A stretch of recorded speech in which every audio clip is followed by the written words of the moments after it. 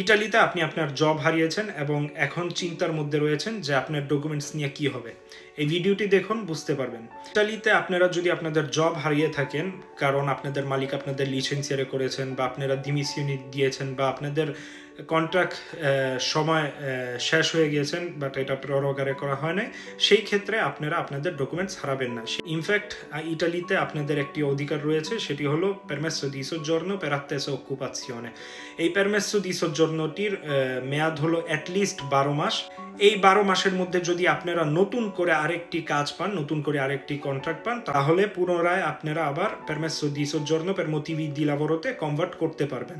এই permesso di soggiornoটি আবেদন করতে হবে আপনাদের একটি কিট পোস্টালের মাধ্যমে এবং মোস্ট ইম্পর্ট্যান্ট আপনাদের centro per l'impiego-তে disoccupati হিসেবে নাম আপনাদের লিখাতে হবে।